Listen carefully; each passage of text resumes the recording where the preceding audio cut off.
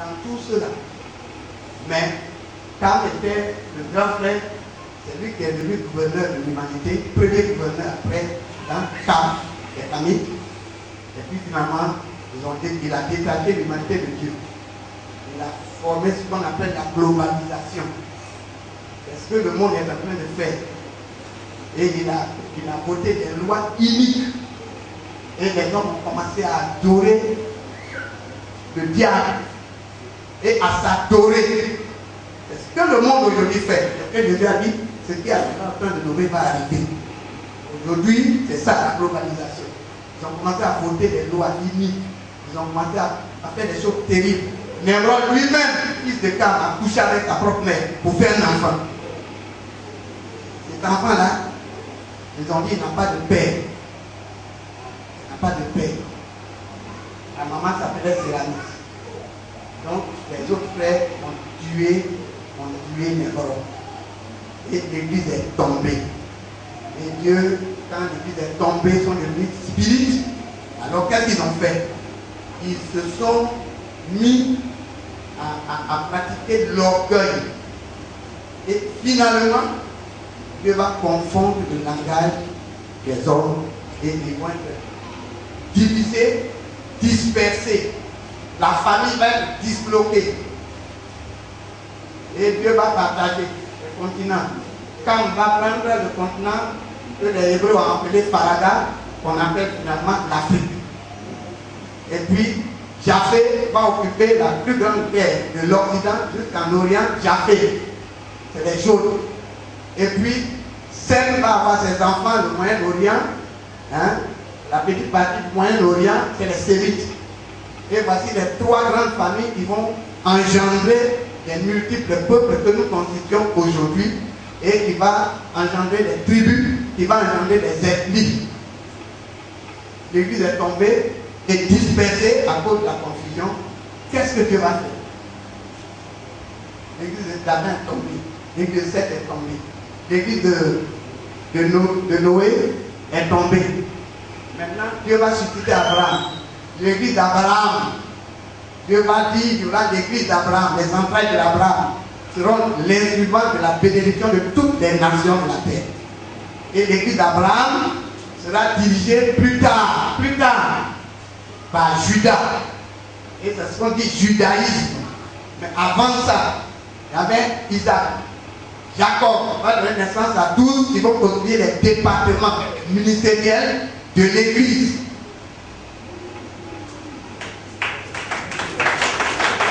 C'est pourquoi et Pharaon ne veut pas.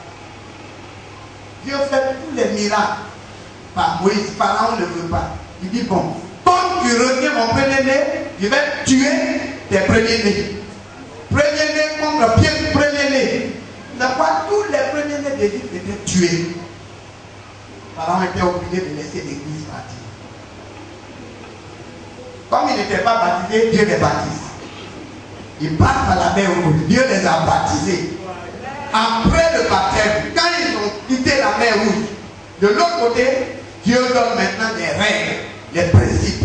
Il faut obéir, il faut obéir, il faut obéir. Et Dieu donne la loi. Et Moïse est le dépositaire de la loi qu'il confie à l'église qui est Israël. Israël est une église. C'est pourquoi dans Romains le chapitre 9, on dit Israël est dépositaire de la science, de la loi, de tout ce qui est révélé. Vous voyez, tout ce que nous avons découvert, la plupart que vous voyez, que ce soit la lumière, tout, c'est les Hébreux. Il n'y a pas de salut sans les Hébreux, il n'y a pas. C'est à eux que Dieu a donné la clé de la science, la clé de tout. Ils ont fait de très bonnes choses. Mais par eux aussi, le diable a fait de mauvaises choses. Ils ont développé la sorcellerie. Pas en Israël, il y a les sorciers. Et il y a les croyants. Donc, Moïse est décédé. L'église est là. Tout à l'heure, le président a dit, Moïse a pris qui? Josué, il vient imposer les mains sur la montagne. Il a donné des recommandations. Il lui a donné le livre de la vie, la loi. Il dit, prends ça. Mais avant ça, Dieu a organisé l'église. la première fois par Moïse, le culte est organisé. C'est pourquoi vous êtes là cet après-midi. C'est pourquoi toujours à la tête d'une église, il faut un ministre. Nous allons en parler, terminer. Je prends du temps pour qu'on comprenne. Parce que quand les chrétiens ne comprennent pas, souvent ils se comportent n'importe comment. L'église n'est pas n'importe quoi. C'est la famille. C'est la famille. Donc Dieu donne à Moïse sur la montagne comment le culte va être organisé. Parce qu'au départ, on met les monticules de terre ou des rochers qu'on élève et toute la famille est autour. Le patriarche qui est le pasteur. Il y a le parti, c'est-à-dire le tour. Vous voyez ici, voici le temple de l'Éternel. Tout autour ici, c'est le parti. Tous ceux qui sont autour là. Et non, il faut les appeler à venir dans la maison de Dieu. Et Dieu le met toujours au milieu du peuple. Trois endroits. Parti, il y a le lieu saint. Vous êtes les saints, vous êtes là. Et il y a le lieu très saint. Pour être ici, ce n'est pas n'importe qui vient ici pour enseigner. Ce n'est pas n'importe qui. C'est le lieu très saint ici. Et il y a le lieu saint où se trouvent les saints. Et il y a le parvis où n'importe qui vient, où n'importe qui se trouve. Voilà ce que nous divisons toujours est là.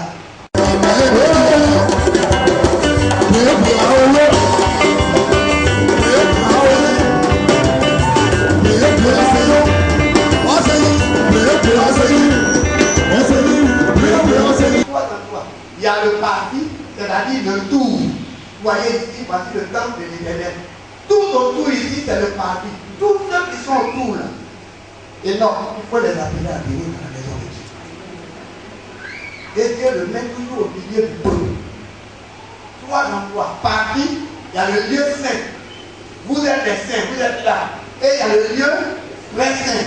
Pour être ici, ce n'est pas n'importe qui vient ici pour enseigner. Ce n'est pas n'importe qui. C'est le lieu très saint ici. Et il y a le lieu saint où se trouvent les saints. Et il y a le parvis où n'importe qui vient, où n'importe qui se trouve. Voilà ce que nous divisons toujours est là.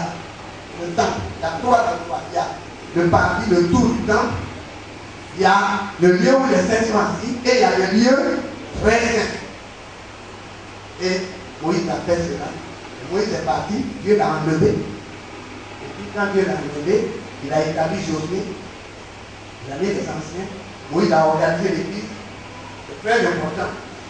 Et finalement, sous Josué, Josué est parti, tous les autres. Le peuple a commencé à dire, le va dire à peu de loi, il faut faire ça, il faut obéir, on en a marre.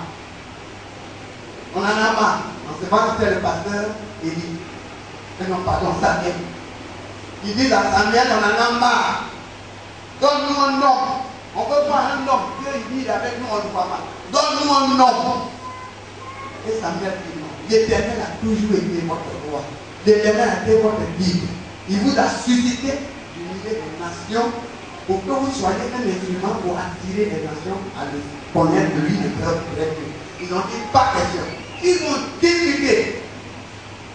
Maintenant, Dieu dit, Samuel, c'est pas toi qui le rejettes, c'est moi qui le rejette.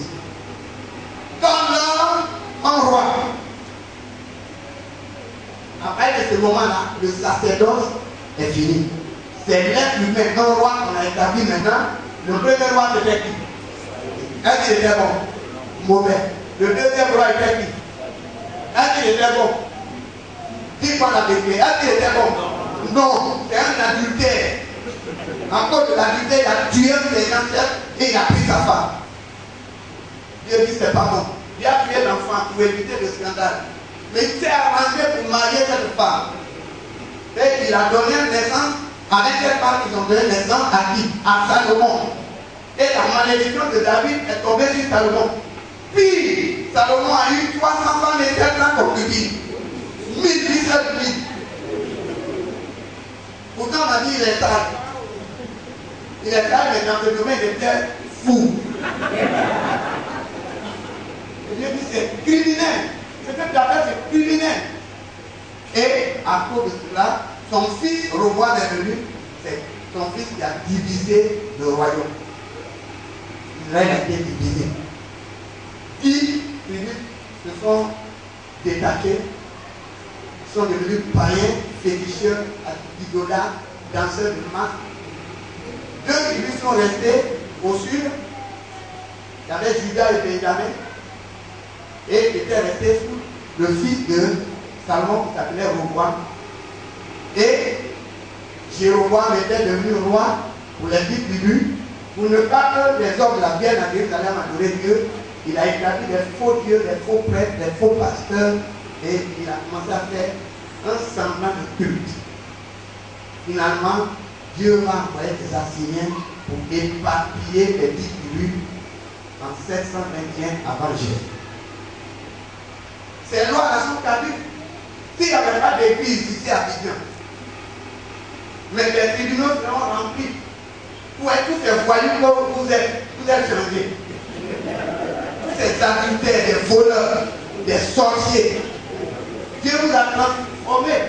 Mais s'il n'y avait pas d'église, le commissariat sera plein. C'est donc vrai. La loi va avec la prophétie. Un pays qui n'autorise pas la prédication de la parole, la prédication c'est la prophétie. Qui n'autorise pas, c'est un pays exposé. Donc, la loi était là, mais il n'y avait pas de prophétie. Le monde était dans les ténèbres. 400 ans. C'est au bout de 400 ans, il y avait quand même ceux que Dieu avait suscité, qui priaient, qui gênaient, qui priaient, qui gênaient pour que Dieu se souvienne de la terre. Et c'est comme ça que Dieu s'est souvenu de la terre. Et maintenant, Dieu a fait un miracle, une vieille femme, Élisabeth, qui était à la ménopause, hein, son portefeuille était périmé. Elle, Dieu va faire le miracle avec son mari Zacharie, ils vont avoir enfant. Zacharie est un prêtre sans l'esprit. Il prêchait, il voit un ange. Et là il dit, Zacharie tu auras un enfant, il dit quoi? Moi je suis vieux depuis quand? Et ma femme a la ménopause. Il dit bon, comme il n'a pas cru, l'enfant viendra mais tu seras muet. Et Élisabeth aussi, elle avait ça, mais elle gardait dans son cœur tout ce que dans la vie. Les femmes sont profondes.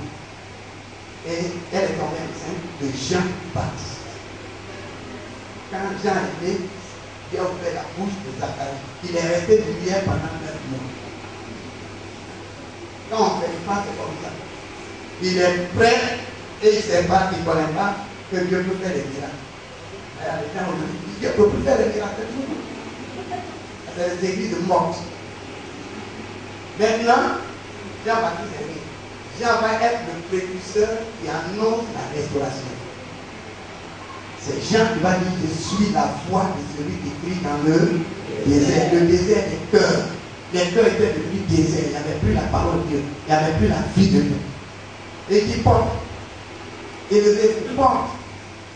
Le cœur. Ouvrez vos cœurs. Recevez le roi de gloire dans vos cœurs. Et pendant ce temps, Dieu a parlé à Élisabeth, dit ta cousine sera aussi en. Et puis une vierge, elle est là, elle ne connaît pas d'homme. Et puis voilà, là il lui dit tu seras enceinte. Voilà, le miracle, par miracle. Dieu grand, puissance éternelle, vie éternelle, il s'incarne dans l'ovule d'une vierge. Et il prend la forme humaine. Et quand il a mangé, Dieu devait le baptiser, l'humilité aussi, Jésus est allé vers lui. L'humilité. Les gens disent non, c'est toi qui vas me baptiser, fais-le, chacun doit jouer son rôle. Alléluia. Chacun doit jouer son rôle. Maintenant, il a baptisé Jésus. Et Jésus est appelé qui? Quand on dit fils de Dieu, c'est par rapport à quoi? C'est par rapport à la manifestation visible. C'est Dieu qui a engendré cette manifestation visible. Mais Dieu qui est dedans là, c'est le Dieu éternel. Dieu était en Jésus-Christ, réconciliant le monde avec lui-même, Dieu. Et il a dit au commencement était la parole est avec Dieu, la parole était Dieu, toutes choses ont été faites par elle, et rien de ce qui a été fait n'a été fait sans elle. En elle était la vie, et la vie est la lumière des hommes. La parole qui est Dieu cette chair s'est incarnée. Et à tous ceux qui l'ont reçu, à ceux qui croient en son nom, la parole donne le pouvoir de devenir enfant de Dieu. C'est comme ça, elle est. Ça fait combien d'églises maintenant? L'église d'Adam, l'église de Seth, l'église de Noé, l'église d'Abraham. Et voici maintenant l'église de Jésus, la 5e église. Mais entre-temps, parenthèse, il y a une église qui est là, l'enfant d'Abraham, qui est Ismaël. Il a fait une église aujourd'hui qu'on appelle Islam. C'est une église. C'est l'église d'Ismaël. Ils disent mosquée, mais c'est un temple. Ils ont l'Ancien Testament, la Torah, ce qu'ils ont Coran est sorti de la Torah. Leur écriture, là même, ça sort de l'Église. Ils ne se font pas là politiquement pour rien. L'islam, c'est l'église d'Ismaël. Et l'église de Jésus-Christ vient. Et on appelle christianisme. Tandis que l'église de Jacob est appelée judaïsme, puisque Judas était le pasteur. Est-ce que vous comprenez bien? Donc nous sommes l'église de Jésus. Et il dit, je bâtirai mon église. Mais écoutez-moi bien. Jacob a combien de fils? 12. Il y a eu 10. Donc il y a eu 11. Un est décédé en Égypte. Mais celui qui est décédé en Égypte a donné 2 enfants. Il y avait Ephraïm et Manassé. Que Jacob, par la volonté de Dieu, a associé aux 10. Et c'est ce qui a fait 12. Puisqu'il faut 12. Il faut 12. Maintenant, les 12 là, ils ont failli. Israël a failli. Les 12 départements ont failli. Israël est dans la dispersion. Qui va sauver le monde? Qui s'est incarné? Il vient, il dit, je bâtirai mon église. Il a bâti son église. Et maintenant, il va mettre aussi 12. À la place des 12 pour le moment, qui sont mis de côté, il va mettre 12 à la tête de l'église et on appelle les 12 apôtres. Et 12 plus 12, ça fait combien? Les 24 là, c'est eux aujourd'hui qui sont associés au gouvernement céleste.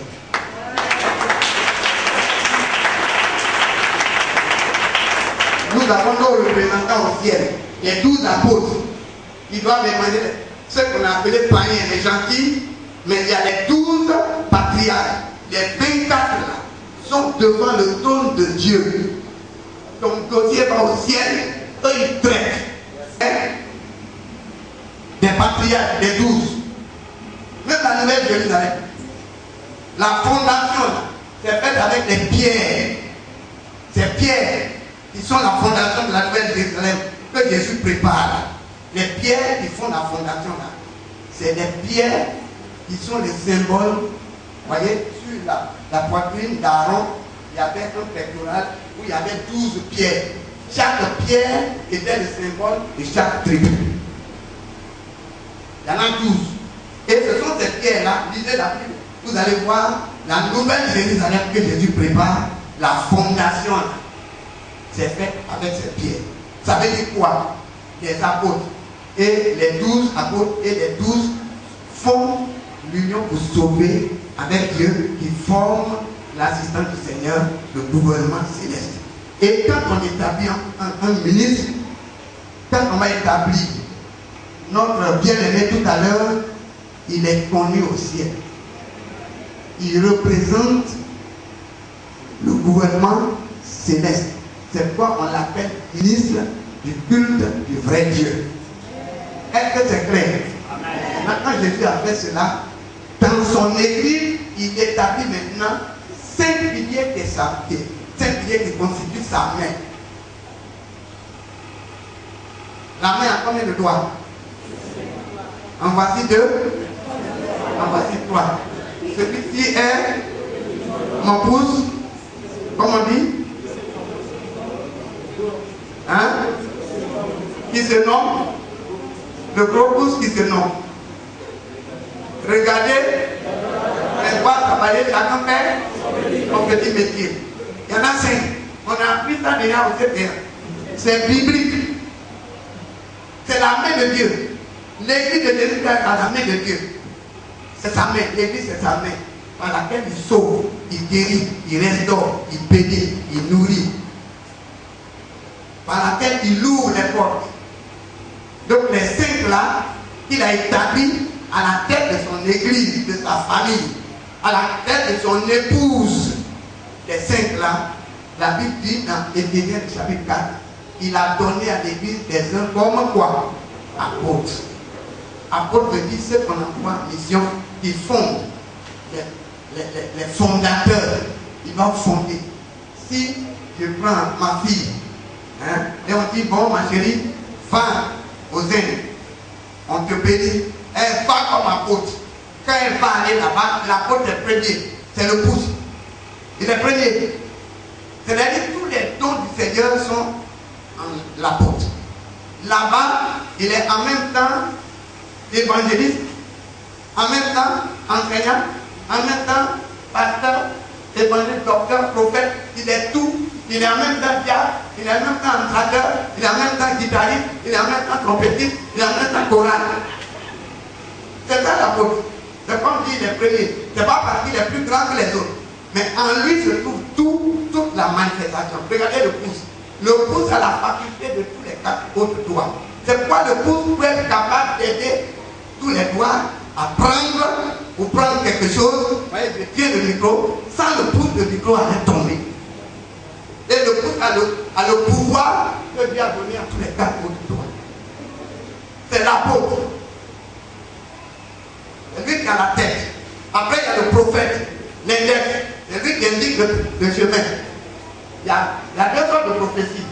Il y a la prophétie qui est la manifestation instantanée de Dieu. Et la Bible dit que nous tous nous pouvons prophétiser. Nous sommes remplis du Saint-Esprit. Mais le prophète ici, c'est en tant qu'office, en tant que ministère. Il y a un ministère de prophète. Ça veut dire que le directeur d'une mission, d'une église. Il y a l'apôtre et il y a le directeur. C'est lui qui montre le chemin. Il montre le chemin. Un prophète, c'est ça. À de nos jours, n'importe qui se lève. Je suis prophète. Qui t'a établi prophète? Et puis tu fais quoi même et puis tu dis que tu es prophète. Où tu diriges. Prophète. Regardez Moïse, c'est un prophète. Les apôtres, les anciens prophètes, regardez les Habakkuk, c'est un prophète. Il avait même un secrétariat. Voyez, mais c'est différent de la prophétie. Ainsi par Dieu, la Côte d'Ivoire va avoir beaucoup d'argent l'année prochaine. Ça là. Prophète, c'est celui qui indique ce qu'il faut faire dans l'église, c'est l'index. Et le majeur, il est plus long. Ça, c'est les évangélistes. C'est eux qui vont dehors. Ils vont loin, et ils ramènent. Comme il est dit souvent, ils font le marketing de notre royaume. Quand il faut venir au Seigneur, vous êtes fatigué, chargé, vous donnera du repos, Jésus est bon, il va vous guérir. Et il dit, ah mais j'ai 5 femmes. Il dit, bon, viens avec les 5 femmes. Lui, il ne dit jamais, tu vas aller en enfer. Il fait le marketing. C'est la bonne nouvelle, c'est pas la mauvaise nouvelle. C'est ça qui ouvre la porte. C'est la première clé qui ouvre la porte pour le royaume de Dieu. L'évangile n'est pas là pour saboter les gens, pour insulter les gens, pour condamner. Il est là pour attirer. Il va loin, il attire. Une fois que les gens sont venus maintenant dans l'église, alors l'annulaire rentre en jeu, le pasteur est là, il s'occupe maintenant de l'alliance du peuple avec Dieu et il enseigne maintenant. Les adultères n'iront pas au ciel. Ah, cette affaire-là, c'est comme ça. Si tu as 5 femmes, tu ne peux pas aller au ciel, tu as peu de bataille. Ah, cette affaire-là, on ne m'a pas dit ça, mais l'évangile ne peut pas dire ça. Celui qui fait le marketing ne peut jamais dire, ceux qui font le marketing de gauloise, ils ne vont jamais dire la cigarette gauloise, ça fait pourrir le poumon. Jamais il dit la cigarette gauloise, c'est la cigarette des hommes forts. Quand bien même il sait que ça donne le cancer, c'est un marketeur. Donc l'évangéliste ne peut jamais dire venez, hein, tu viens, voilà. Non, il dit viens avec elle, viens. Et quand les saints sont là, lui il est là, le pasteur prêche, les prophètes prêchent, les apôtres prêchent, les docteurs prêchent, et la parole maintenant est le tri. Le doivent être plus petits. Ils ont plus de connaissances, ils doivent être plus humbles. Ils ne doivent pas faire connaître qu'ils sont docteurs sur quelqu'un. Mais c'est le travail qui va démontrer ce qu'ils sont. Amen. Est-ce que vous comprenez bien? Voilà. Donc voilà les cinq piliers. Et la Bible dit, Dieu a établi les 5 dans sa famille en vue de quoi? Pour le perfectionnement des saints. Donc nous sommes là pour vous perfectionner. Parce que l'homme est gâté, il faut le perfectionner par la parole. Il faut réparer l'homme. Il faut restaurer l'homme. C'est la régénération. Régénère, on restaure par la parole, par la prophétie. Et après, une fois restauré, on vous baptise, vous prêtez serment. Parce que l'onction qui est sur moi est sur lui. Est-ce que c'est clair? Est-ce que c'est clair? Donc, on te donne cette puissance d'ordination. Et le révérend va lire ce qui est à l'intérieur.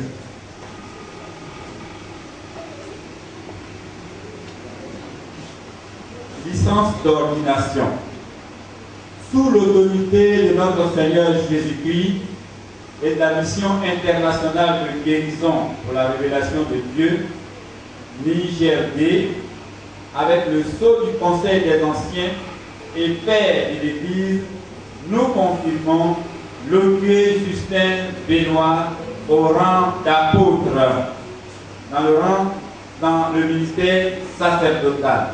En foi de quoi nous l'ordonnons et lui décernons cette licence d'ordination pour servir d'appui à son ministère ecclésiastique.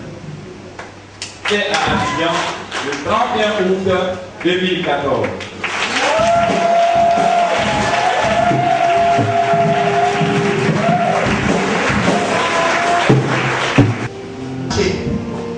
Pourquoi tout à l'heure on a introduit le message de voir vraiment veiller. C'est quand vous, en accord avec l'Église et en accord avec les pères de l'Église. Quand on dit père, ce n'est pas les pères seulement de cette Église, c'est les pères de l'Église de Jésus-Christ. Ceux qui sont aux États-Unis, ceux qui sont en Europe, ceux qui sont en Afrique, ceux qui sont en Asie, ceux qui sont en Côte d'Ivoire. C'est en accord avec ceux-là. Qui sont représentés par le corps ici et qui sont représentés par le corps de l'Église. Nous faisons de lui, nous élevons au rang d'apôtre. Et le rôle d'un apôtre, c'est de fonder davantage d'Église.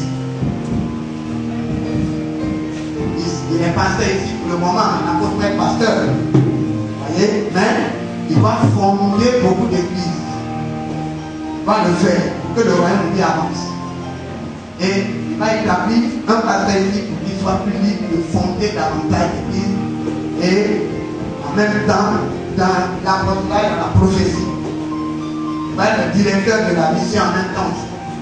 Et tous ceux qui vont venir vont travailler avec lui en association. Et ils vont former l'assistance du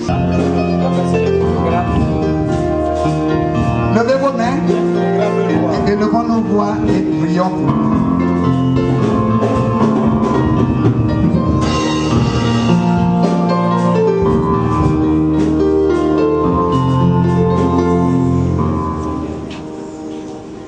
Divin Père, merci pour l'histoire des hommes. Ton souci, c'est de voir l'homme réconcilié avec toi. Ton souci, c'est que les barrières qui se posent entre l'homme et le ciel, que ces barrières soient ôtées. Ton souci, c'est de voir les démons de l'enfer que tu as chassés du ciel. À la tête desquels se trouvent Lucifer et Satan. Ton souci, c'est de les voir chassés, de les voir liés, de les voir paralysés, pour que l'humanité retrouve la paix stable et la réconciliation avec toi. C'est pourquoi tu te soucies. Et tu as planté ton église et tu as dit, je bâtis mon église sur ma parole. Et les portes du séjour des morts ne prévaudront point contre mon église. Merci Seigneur, tu as planté ton église. Merci Seigneur, quand tu as appelé Élisée par Élie, Élisée a dit, permets-moi que j'aille embrasser mes parents. Et donc avait béni ses parents ici, les représentants de la famille, de la grande famille, et toutes les églises sont représentées ici aussi, Seigneur. Il se consacre à toi maintenant. Nous le confions à ta grâce. Nous l'entourons de la muraille de feu. Toute flèche que Satan dressera contre lui, contre son épouse, contre leurs enfants, contre l'église, ces flèches sont brisées d'avance au nom de Jésus-Christ. Notre Dieu, notre Père, nous te remercions parce qu'il fait partie maintenant de ton sacerdoce, de ton service sacré. Tu l'établis aujourd'hui comme apôtre pour qu'il accomplisse tes vertus dans ta maison. Que cet homme soit un instrument de bénédiction pour toutes les familles au nom de Jésus-Christ. Que de par sa bouche, ta parole sorte pour détruire les ténèbres et pour détruire les liens de la servitude, pour détruire les œuvres du diable et pour rétablir la joie, la paix, la sérénité, la guérison, la résurrection, la régénération. Père Saint, merci. Accorde-lui maintenant ton onction. Que ton onction ne le quitte jamais, ta présence ne le quitte jamais. Que ta parole sur sa bouche soit un feu qui dévore le péché. Que ta parole sur ta bouche soit un instrument de bénédiction pour tous ceux qui viendront à lui. Qu'à travers cet homme, ton église croisse au nom de Jésus-Christ. Qu'à travers cet homme, le diable capitule au nom de Jésus. Amen. Les démons soient chassés, les malades soient guéris, les morts ressuscitent. Merci Seigneur. Toute parole qui sortira de ta bouche, tu confirmeras cela. C'est ton église qui a prié. Et nous croyons et nous lui faisons confiance comme tu lui fais confiance. Tu as mis en lui ton affection. Tout le peuple est en accord qu'il aille faire cette œuvre, qu'il soit établi dans ton église. Nous te remercions au nom de Jésus et tout le peuple dit Amen.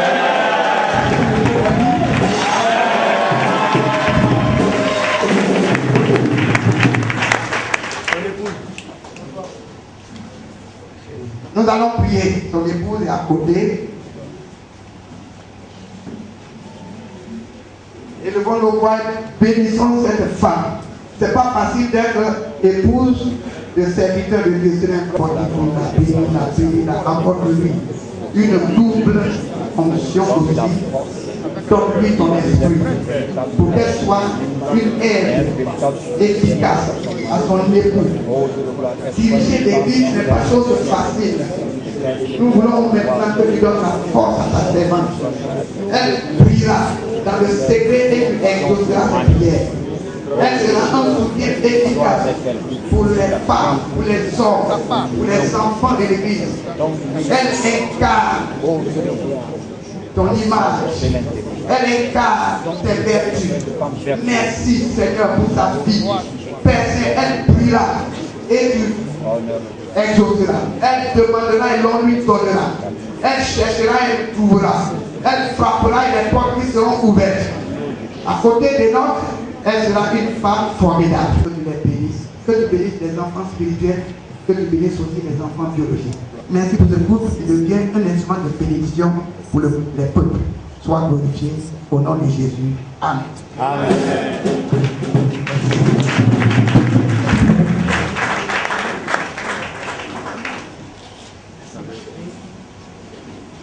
Dion, président fondateur de l'église protestante baptiste œuvre et mission internationale.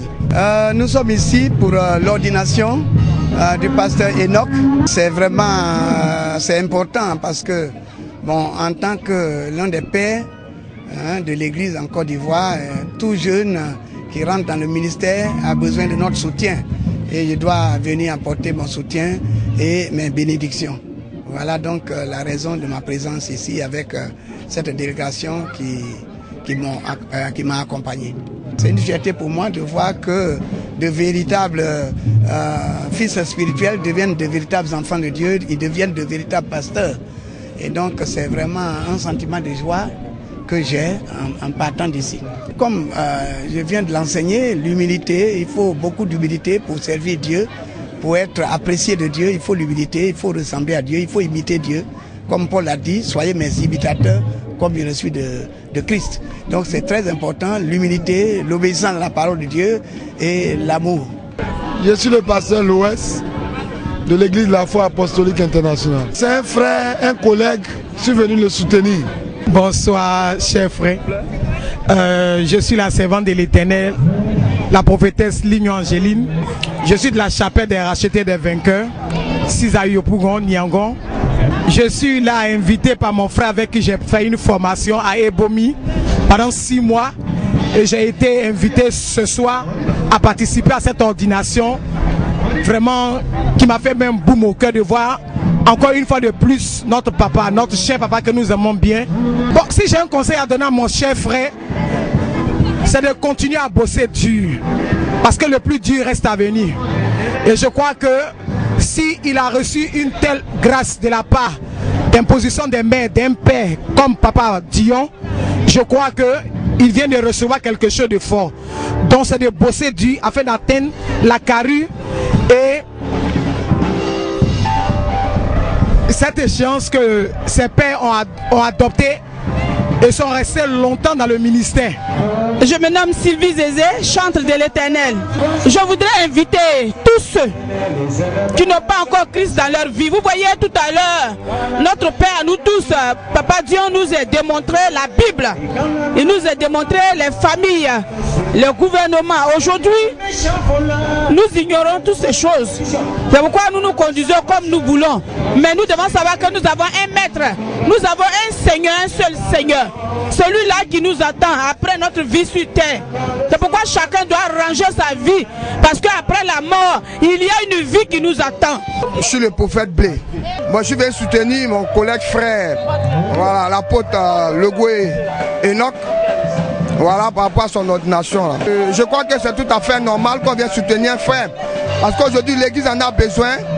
Donc il fallait qu'on vienne solidifier encore le corps du Christ par l'appui réellement à notre frère. Donc on est très heureux, voilà, de prendre part à cette cérémonie.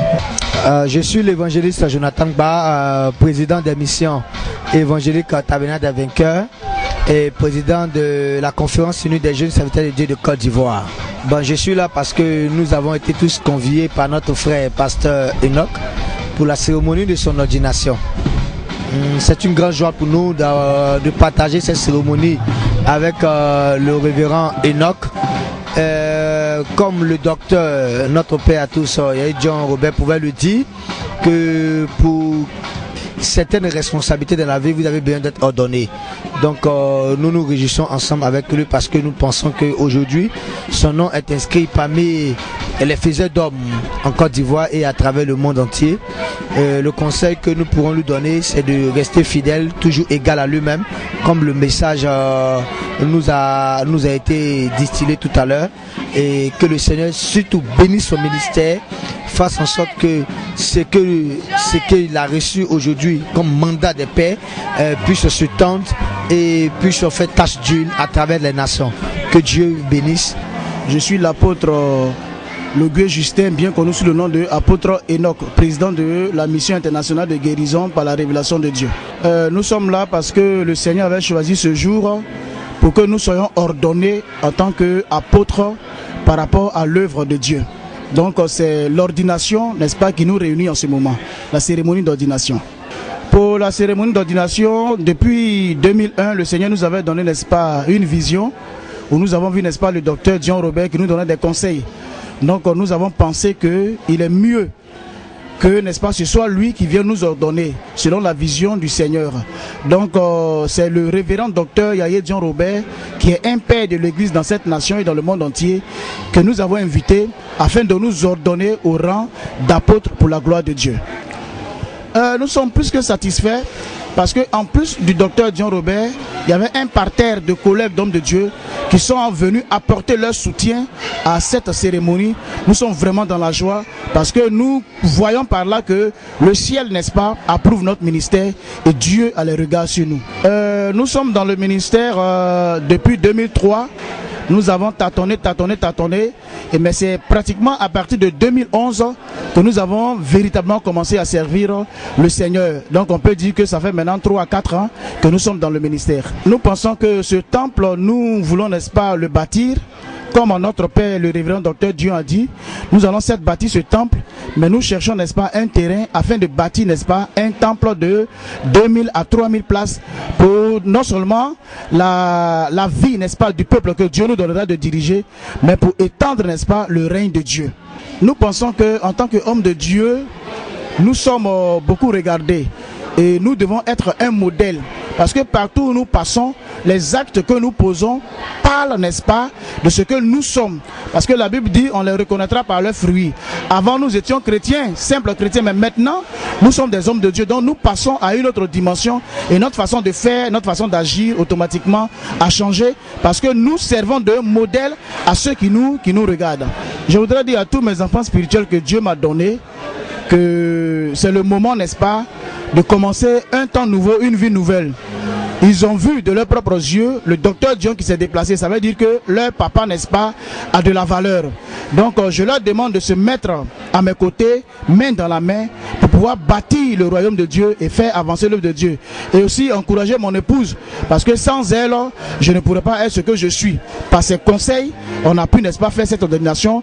Je pense que mon épouse est la première, n'est-ce pas, conseillère dans ma vie pour que nous puissions avancer dans l'œuvre de Dieu. Je suis vraiment touché, je suis ému, parce que toutes les chaises que nous avons placées, plus de 24 chaises, ces chaises ont été remplies et il y a eu même 2 hommes de Dieu qui se sont assis dans la foule. Ça veut dire que le Seigneur était dans ce moment. Donc je veux dire merci à tous mes amis pasteurs, à tous mes amis prophètes, apôtres qui sont venus me soutenir. Je vous en suis vraiment reconnaissant et je pense que le Seigneur vous le rendra au centuple. Moi je suis l'apôtre Diolo Jean-Jacques Manassé de l'église évangélique apostolique Foi Abondante. Je pourrais dire que mes impressions sont nombreuses, mais je retiens une seule chose, c'est que quelque chose qui est de Dieu, elle réussit toujours. Et nous avons assisté à une très belle fête, à un très beau moment. Et ce que nous retenons encore, c'est que c'est l'œuvre du Seigneur qui est de façon consciencieuse est montrée à nous tous. Et même quand nous écoutons le docteur, il nous amène tous à comprendre que l'œuvre à laquelle nous sommes appelés est tellement sérieuse que nous devons être des hommes sérieux. Je suis monsieur Hakim Doukouagodé. Je suis pour l'occasion parrain de la cérémonie d'ordination du pasteur Enoch Zachi Logoué. Pour moi, c'est une occasion de rendre gloire à Dieu, surtout que le pasteur Zachi est mon neveu. Et dans notre village, c'est la première fois qu'un tel honneur est fait à Dieu. Parce que quand l'un de vos fils est choisi pour se mettre au service de l'Éternel, cette grâce-là se retrouve, sinon se répand sur toute la famille et sur tout le village. Le conseil que je vais lui donner, je ne peux pas lui en donner plus, de suivre les conseils qui lui a été donnés par le papa Dion Robert, parce qu'il lui a donné des sages conseils de rester humble, de faire son ministère en sachant qu'il doit se mettre au service du troupeau qu'on lui a confié et se comporter à bon berger, être humble, être serviable et avoir la crainte de Dieu dans son œuvre.